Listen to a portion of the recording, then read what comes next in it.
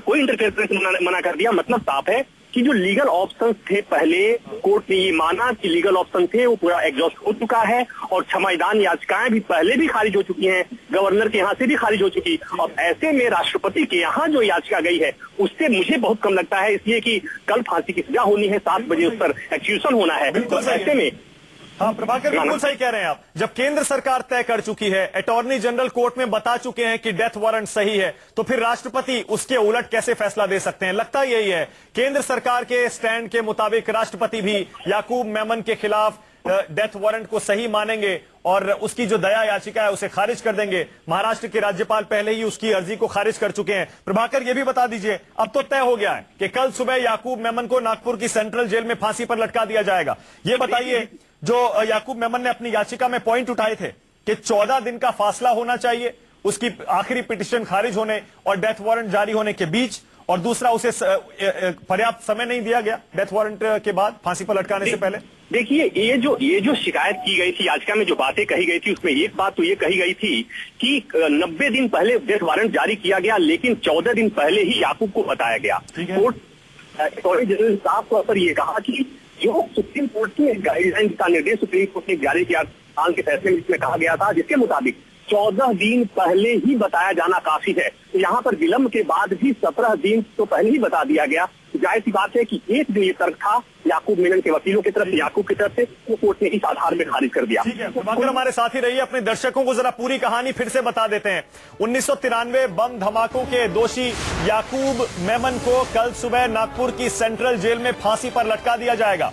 आज supreme court ने याकूब मेमन की याचिका खारिज कर दी और अपने दर्शकों को जरा फिर से बता दें, सुप्रीम कोर्ट ने याकूब मेमन की अर्जी को खारिज कर दिया है और उसकी फांसी का रास्ता साफ कर दिया। 1993 बम धमाकों में अहम रोल अदा किया था याकूब मेमन ने, लेकिन मांग ये हो रही थी क्योंकि उसने जांच में मदद की, जांच एजेंसियों को मदद की, टाइगर और दाऊद इब्राहिम के खिलाफ उसने सबूत भारतीय एजेंसियों को दिए और साथ ही अपने परिवार को पाकिस्तान से वापस हिंदुस्तान लेकर आया। उसके साथ नरमी बरती जानी चाहिए, लेकिन सुप्रीम कोर्ट ने आज साफ कह दिया कि उसकी फांसी का कोर्ट का आदेश, निचली अदालत का आदेश और सुप्रीम कोर्ट का पिछला आदेश सब बिल्कुल सही है। राजीव रंजन न्यूज रूम से हमारे साथ जुड़े हुए हैं।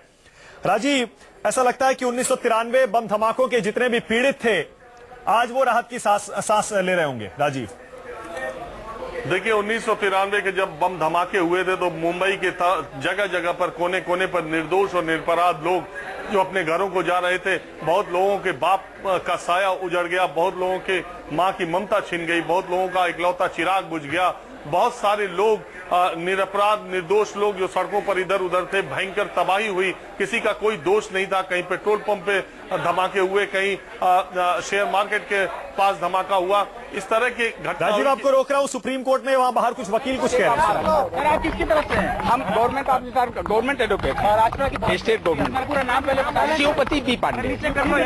बी पांडे।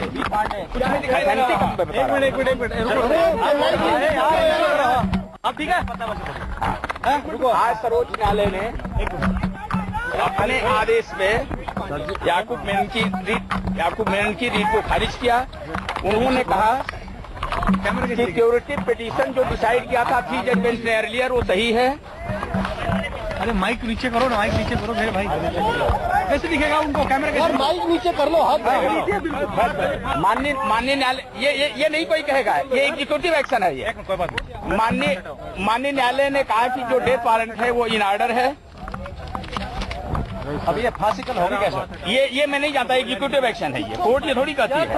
कोर्ट ने ये कहा कि issuance of warrant is in order, security petition decided by 3 जज, issued the death warrant is valid, writ petition dismissed. Sir थोड़ा हिंदी बता दीजिए। 3 चीज बता दें। याकूब मेमन की याचिका खारिज कर दी गई माननीय सर्वोच्च न्यायालय द्वारा और उन्होंने कहा कि जो डेथ वारंट है वो इन ऑर्डर है। इसके पहले जो क्यूरेटिव पिटीशन डिसाइड किया गया था 3 जज द्वारा वो सही है और इनकी रीट पिटीशन जो फाइल हुई थी उसको खारिज कर दिया। ये नहीं कर सकती है जुडिशरी, ये एग्जीक्यूटिव का एक्शन है। हम बात करें सुप्रीम कोर्ट ने रोक नहीं लगाई, कतई नहीं, इस चीज को आप क्लैरिफाई कर दीजिए। तो ऐसे रोक ही नहीं लगाई, उनकी याचिका पूरी खारिज कर दी। तो फांसी पहल तय करना है कि फांसी कल हो, ये तो एग्जीक्यूटिव एक्शन है, इससे इनका क्या लेना देना है? न्यायपालिका थोड़ी इसको कहेगी। ये एग्जीक्यूटिव ये सुप्रीम कोर्ट नहीं कर सकता इस बात को। सुप्रीम कोर्ट ने ये कहा कि जो उनकी याचिका आई तो मुद्दत कर दी गई हो, दोनों याचिका बस दोनों डिसमिस हुई। नहीं, ये सरकारी वकील थे जो कि जाहिर है महाराष्ट्र सरकार और केंद्र सरकार की तरफ से उसी मांग में शामिल थे कि कल सुबह ही याकूब मेमन को फांसी दे दी जानी चाहिए। कल सुबह 7 बजे खबर यही है कि याकूब मेमन को नागपुर की सेंट्रल जेल में फांसी पर लटका दिया जाएगा। सारी तैयारियां पूरी हो चुकी हैं। महाराष्ट्र में डीजीपी मुख्यमंत्री से मिलने गए हैं और ऐसा लगता है कि जब राज्यपाल दया याचिका खारिज कर चुके हैं, सुप्रीम कोर्ट याचिका खारिज कर चुका है, अब सिर्फ प्रेसिडेंट की तरफ से हरी झंडी का इंतजार है, क्योंकि याकूब मेमन ने आज ही एक याचिका राष्ट्रपति के पास भी लगा दी है। सुप्रीम कोर्ट के बाहर हमारे संवाददाता प्रशांत देव मौजूद हैं और प्रभाकर भी। प्रशांत, जरा बताइए, प्रभाकर से पूछिए क्या हुआ अंदर। बिल्कुल, हमारे साथ प्रभाकर अभी भी आए, जो दोनों ही आर्गुमेंट उन्होंने खुद सुनी है अदालत में। प्रभाकर, ये बताइए कि दोनों आर्गुमेंट आपने सुना, अब क्या कल का जो नियत समय है उसी समय पे फांसी दे दी जाएगी? अब क्या कोई अड़चन है या सब पूरी हो गई? और जो दया याचिका दोबारा राष्ट्रपति के पास लगाई उस पे क्या है?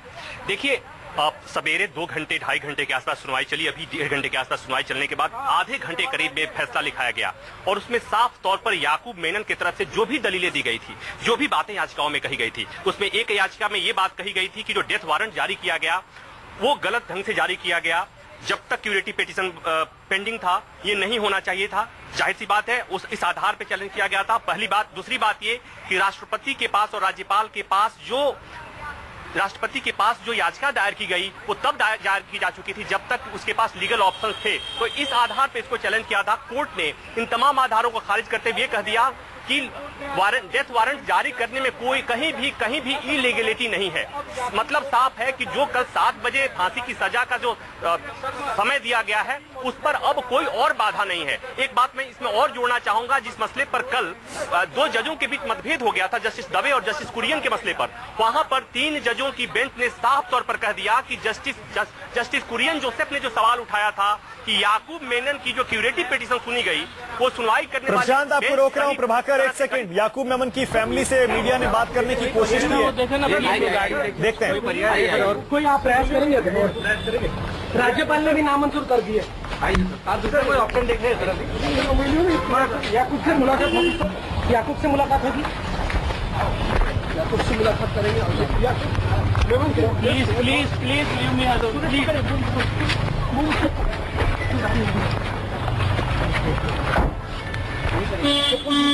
याकूब से मुलाकात होगी सर आपकी? याकूब से मुलाकात होगी। सुलेमान जल्दी निकाल बेटा। लास्ट कोई प्रयत्न करेंगे आप? कोई पर्याय बचा आपके पास?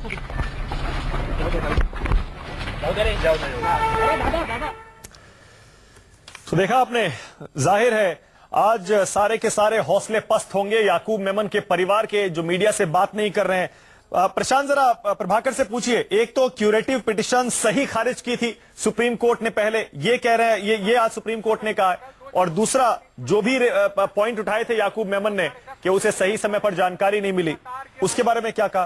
दोनों पक्षों ने एक बार फिर से नए सिरे से अपनी बातें को रखी। प्रभाकर, ये बताइए कि जो क्यूरेटिव पिटीशन को चैलेंज किया गया था कि प्रोसीजर लैप्स है, उस पर क्या कहा सुप्रीम कोर्ट ने? और दूसरा, जो डेथ वारंट का इशू उठाया गया था उस पर किस तरीके से अटॉर्नी जनरल ने महाराष्ट्र सरकार को रिप्रेजेंट किया सुप्रीम कोर्ट में? जो 2 मेजर पॉइंट्स थे जो टर्न डाउन हुए आज, वो क्या थे?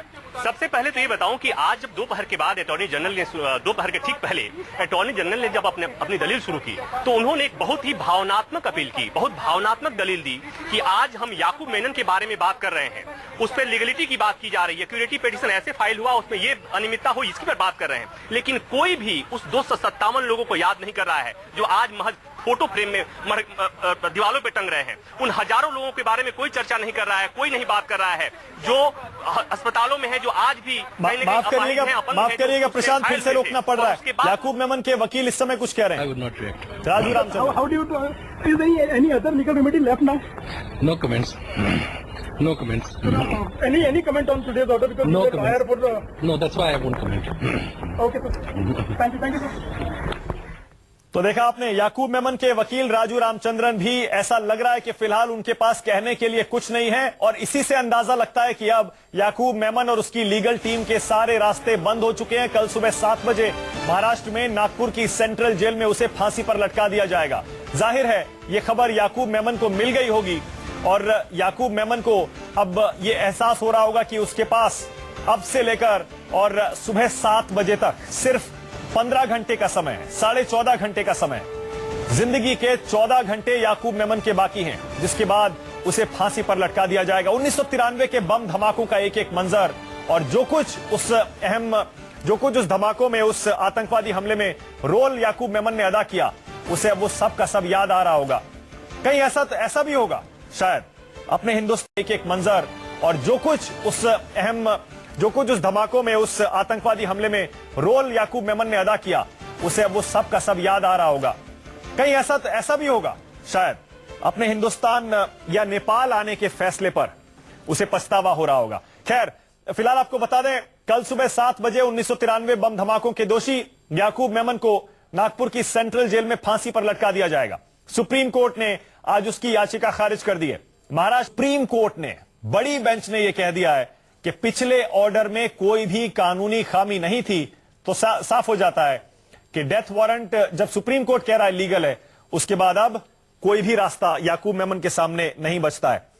प्रशांत, फिर से आपके पास आ रहा हूं, जरा प्रभाकर से पूछिए, क्या कौन सा रास्ता बचता है या सब खत्म है? प्रेसिडेंट का इंतजार है बस, हरी झंडी का। प्रभाकर। मानक में प्रभाकर, मानक, बहुत पुरजोर ढंग से ये बात कही गई कि अगर सरकार, कोर्ट से ये भी कहने की कोशिश की गई कि अगर याचिका याकूब मेमन की खारिज होती है तो कम से कम इस बात पर विचार कर लिया जाए कि चूंकि उसकी एक मर्सी पिटीशन राज्यपाल के पास लंबित है और अब तक राज्यपाल के पास से कोई पत्राचार नहीं आया, कोई इंफॉर्मेशन नहीं आई है। महाराष्ट्र में, मुंबई में 1993 में बम धमाके करने वाले को, के पीड़ितों को कितना दर्द हुआ था, जो लोग उसमें मरे थे या घायल हुए थे, उनको और उनके परिवार वालों को क्या क्या झेलना पड़ा था। अब पता चलेगा याकूब मेमन को और उसके परिवार वालों को कि जो उन्होंने किया उससे कितना नुकसान बाकी लोगों का हुआ है। फिर से आपको बता दें, 1993 बम धमाकों के दोषी याकूब मेमन को कल सुबह नागपुर की सेंट्रल जेल में फांसी पर 7 बजे सुबह लटका दिया जाएगा, क्योंकि सुप्रीम कोर्ट ने उसकी याचिका खारिज कर दी है। महाराष्ट्र के राज्यपाल ने दया याचिका खारिज कर दी है। राष्ट्रपति के पास एक दया याचिका जो आज ही दायर की गई है, उस पर फैसला आना बाकी है, लेकिन संभावना यही है कि वो भी आज ही खारिज की जा सकती है। महाराष्ट्र में ऐसा लगता है कि फांसी की तैयारियां जोरों पर हैं। मुख्यमंत्री से मिलने पहुंचे हैं डीजीपी। जाहिर है लॉ एंड ऑर्डर को ध्यान में रखते हुए उसी पर इस समय विचार चल रहा होगा।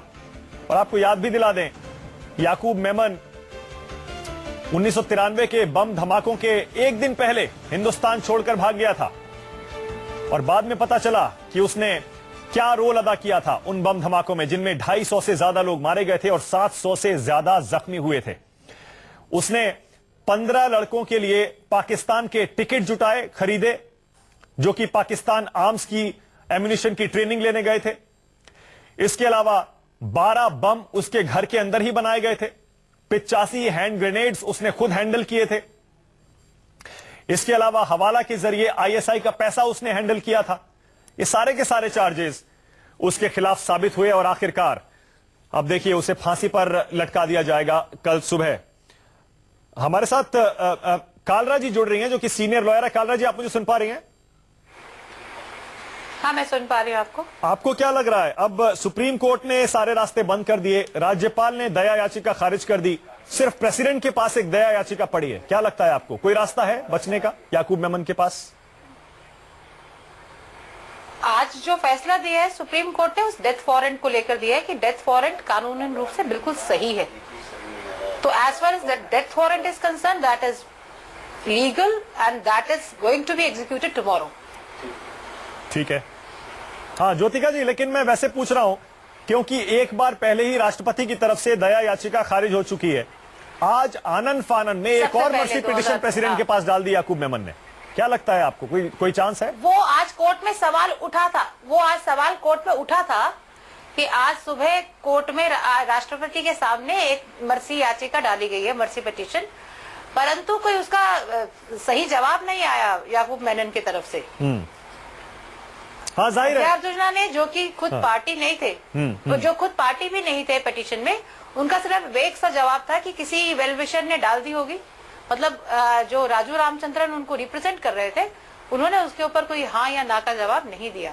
आज जो राष्ट्रपति के सामने, क्योंकि अटॉर्नी जनरल साहब ने ये रेज किया था पॉइंट कि अभी आज अखबारों में ऐसा छपा गया है कि आज की तारीख में मर्सी पिटीशन डाली गई है राष्ट्रपति के सामने, परंतु उसका कोई जवाब पिटीशनर की तरफ से नहीं आया।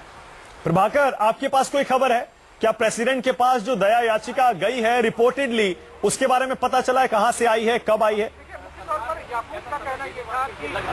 देखिए, जब कोर्ट में अटॉर्नी जनरल मुकुल रोहतगी ने ये कहा, अपना जो सेलफोन था, स्मार्टफोन, उन्होंने कोर्ट के सामने दिखाया और उन्होंने कहा कि देश भर के अखबार और देश भर के टीवी चैनल में खबरें चल रही हैं कि आज राष्ट्रपति के पास याकूब मेनन की तरफ से एक बार फिर क्षमादान याचिका लगाई गई है। तो उन्होंने इस संदर्भ में कहा कि ये बार बार ये कहेंगे कि अभी भी क्षमादान याचिका लंबित है, क्योंकि उस बात की वो चर्चा कर रहे थे, रेफरेंस दे रहे थे, जो बार बार उनकी तरफ से याकूब मेनन के वकील की तरफ से कहा गया कि चूंकि राज्यपाल के पास एक क्षमादान याचिका लंबित है और उस पर अभी तक कोई फैसला नहीं हुआ है, लिहाजा उनको और वक्त दिया जाना चाहिए। इस पर अटॉर्नी जनरल ने कहा कि एक फिर नई याचिका राष्ट्रपति के पास चली आई है। तो मतलब साफ था कि ये बार बार कोर्ट को बताने की कोशिश की जा रही थी कि क्षमादान याचिका का भी कोई वो होना चाहिए, लिमिटेशन होना चाहिए। ऐसा नहीं है कि आप क्षमादान याचिका दाखिल करें और उसके बाद फिर 14 दिन का वक्त मांग कि क्षमादान याचिका के दाखिल होने के और खारिज होने के बाद कम से कम 14 दिन का वक्त होना चाहिए। बिल्कुल ठीक है, बिल्कुल सही है। और सुप्रीम कोर्ट ये पहले ही कह चुका है कि अगर कानून में लिखा नहीं है तो इसका मतलब ये नहीं है कि जिसको फांसी का आदेश हुआ है वो बार बार मर्सी पिटीशन ही डालता रहे और अपनी फांसी को डिले करता रहे। एक सेकंड में ज्योतिका जी आपके पास वापस आ रहा हूं, लेकिन पहले कमला जी जुड़ गए हैं। कमला मलकानी मेरे साथ। कमला जी, सुन पा रही है मुझे आप? हाँ, मैं सुन पा रही हूँ। कमला जी, आप 1993 बॉम्ब ब्लास्ट की खुद एक विक्टिम रही हैं। जरा बताइए, आज आपको कैसा महसूस हो रहा है कि याकूब मेमन, जो कि उस ब्लास्ट का दोषी है, उसको फांसी का फैसला हो गया है? ये सुन के पहले तो दिल में लगता है कि चलो इंसान बराबर हुआ लोगों के साथ, पर फिर जब याद आते हैं कि एक को, बाकी कितने सारे अभी फरार है, उनको भी पकड़ के अगर कुछ फैसला बराबर करते तो और भी हमें अच्छा लगता। पर दे रहा है दुरुस्त है, चलो अभी किसी को जरूरत तो नहीं होगी वापस में कुछ ऐसा कुछ धमाका करने की या क्या। हाँ, बिल्कुल सही है। कमला जी, बहुत से लोग ये कह रहे थे याकूब मेमन ने जो इन्वेस्टिगेशन हुआ था उसमें बहुत मदद किया था, इसलिए उसके साथ थोड़ी लीनियंसी, नरमी बरती जानी चाहिए। आप इससे अग्री करती है? नहीं, सहमत नहीं है? क्या बोले आप? मैंने सुना नहीं। कि उसने सिक्योरिटी एजेंसीज के साथ बहुत मदद किया था, बहुत कोऑपरेट किया था, तो उसके साथ थोड़ा नरमी बरतनी चाहिए। पर अभी ऐसे नरमी बढ़ते जाएंगे कि इससे तो फिर फैसले तो होंगे ही नहीं कोई बात के। बिल्कुल सही है, बिल्कुल सही है। कमला जी देखिए, साफ कह रही हैं। कमला मलकानी, जो कि 1993 बॉम्ब ब्लास्ट की विक्टिम है, कह रही है आज थोड़ा सेंस ऑफ जस्टिस महसूस हो रहा है। ऐसा लग रहा है कि ब्लास्ट विक्टिम्स के साथ न्याय हो रहा है और नरमी नहीं बरती जानी चाहिए, क्योंकि इससे संदेश खराब जाएगा। ये भी कह रही है इस फांसी से संदेश ऐसा जाएगा कि आगे किसी की हिम्मत नहीं होगी इस तरह अटैक करने की। क्यों कमला जी? हाँ, मेरा कहना का मतलब वही है। और बताइए क्या हुआ, हम लोग ने तो कुछ गुनाह किया नहीं और फिर भी इतने सब जुल्म सहे, तो जिनने किया उनको तो कुछ सजा तो मिलनी चाहिए, तभी तो उनको भी थोड़ा होश आएगा कि मरना क्या कहा जाता है और खामखा मरना क्यों हुआ। मैंने तो सजा की, उनके घर वाले समझे कि जो उसके आसपास है, जो उनके रिश्तेदार है, उनको समझना चाहिए कि बिल्कुल सही है, जुल्म किया तो उसकी सजा। बिल्कुल सही है। बहुत बहुत शुक्रिया, बहुत बहुत शुक्रिया कमला जी हमसे बात करने के लिए, बहुत बहुत शुक्रिया।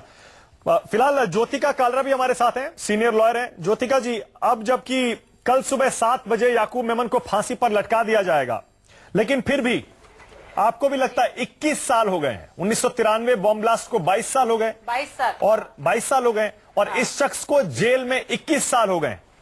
आपको लगता है इस तरह के केसेस में जो इतना लंबा टाइम लगता है, वो भी कहीं ना कहीं, जैसे जस्टिस डिलेड जस्टिस डिनाइड कहते हैं, आपको लगता है कि जो बॉम्ब ब्लास्ट विक्टिम्स हैं उनके साथ ये भी एक तरह से अन्याय ही है? ये भी एक तरह से अन्याय है, पर मैं इसके साथ जोड़ना चाहती हूँ कि जो जुडिशियल सिस्टम है उसका भी मिसयूज है ये, क्योंकि जब क्यूरेटिव पिटीशन डिसाइड होगी तो उसके बाद एक रिट डालकर आप उसको चैलेंज करते हैं, तो वो किस हद तक जाएंगे, कहां तक कानून व्यवस्था का हम सहारा लेते रहेंगे और एक के बाद एक पिटीशन डालते जाएंगे। और दूसरी बात ये है कि जो ऑर्डर्स आते हैं उनके अनुसार से कानून के अनुसार इस व्यक्ति को पूरा जो भी कानून की सहायता मिलनी चाहिए थी, जो राइट ऑफ बीइंग हर्ड मिलना चाहिए था, वो आवश्यकता से अधिक मिला। तो ऐसी परिस्थितियों में कहीं भी ऐसा लगता है कि अगर कुछ और प्रकार का फैसला आता तो शायद वो रूल ऑफ लॉ को, रूल ऑफ जस्टिस को नेगेट करता। हाँ। वो आम आदमी के लिए जो न्याय की व्यवस्था में लगा हुआ है उसके लिए एक बहुत बड़ा धक्का होता। बिल्कुल सही है। तो इस व्यवस्था को बरकरार करते हुए बहुत बढ़िया फैसला है। ज्योतिका जी, आप एक लॉयर हैं, एक के बाद एक पिटीशन डालना अपने। ज्योतिका जी बिल्कुल सही है, बार बार पिटीशन डालकर कानून को इस तरह से उसके साथ खिलवाड़ करना सही नहीं है। ज्योतिका जी, आप एक लॉयर हैं, लेकिन आप एक हिंदुस्तानी भी हैं, आपको क्या लगता है ज्योतिका जी, जो भी सैकड़ों लोग प्रेसिडेंट को लिख कर मांग कर रहे थे कि याकूब मेमन को फांसी नहीं होनी चाहिए, उसके साथ नरमी बरती जानी चाहिए, आपको लगता है उन सबके मुंह पर करारा तमाचा पड़ा आज सुप्रीम कोर्ट के फैसले के बाद? बिल्कुल जाहिर सी बात है, सुप्रीम कोर्ट ने तीनों पहलुओं के ऊपर अपना वक्तव्य दिया है। क्यूरेटिव की मेंटेनेबिलिटी पर दिया है, डेथ वारंट पर सुप्रीम कोर्ट ने अपना फैसला दिया है, और सुप्रीम कोर्ट ने तो पूरी तरह से हर चीज को एक डिटेल्ड ऑर्डर पास किया है, जिसके चलते ये बाकायदा सिद्ध होता है कि वो सब जो मर्सी पिटीशन की बात थी उसमें कोई स्कोप नहीं है। मर्सी पिटीशन का कोई स्कोप नहीं है। मर्सी पिटीशन ऑलरेडी डिसमिस हो गई और कानूनन रूप से अदालत का जो अधिकार क्षेत्र था वो उसने ये सही पाया कि इसको जो फांसी की सजा दी गई है बिल्कुल सही है। बिल्कुल उचित। प्रभाकर जरा बताइए, याद दिलाइए देश को, कौन कौन से वो नाम थे जो चिट्ठी लिख रहे थे राष्ट्रपति को? लगता है प्रभाकर तक आवाज नहीं जा रही है। प्रभाकर सुन पा रहे हैं? नहीं, फिर बात करने की कोशिश करेंगे। अपने दर्शकों को जरा फिर से बता देते हैं, 1993 बम धमाकों के दोषी याकूब मेमन को कल सुबह 7 बजे नागपुर की सेंट्रल जेल में फांसी पर लटका दिया जाएगा। सुप्रीम कोर्ट ने आज उसकी रिट पिटीशन खारिज कर दी है, यानी जो भी उसने ऑब्जेक्शंस किए थे अपनी फांसी के खिलाफ, अपने डेथ वारंट के खिलाफ, वो सारे के सारे सुप्रीम कोर्ट ने खारिज कर दिए। उसकी फांसी का रास्ता सुप्रीम कोर्ट से साफ हुआ। इस बीच महाराष्ट्र के राज्यपाल ने उसकी दया याचिका खारिज कर दी। अब खबर यह है कि शायद उसने एक और दया याचिका राष्ट्रपति के पास लगाई है। थोड़ी देर में पता चल जाएगा कि अगर वो याचिका लगाई भी गई है तो उसका क्या होता है। प्रभाकर सुन पा रहे हैं आप मुझे?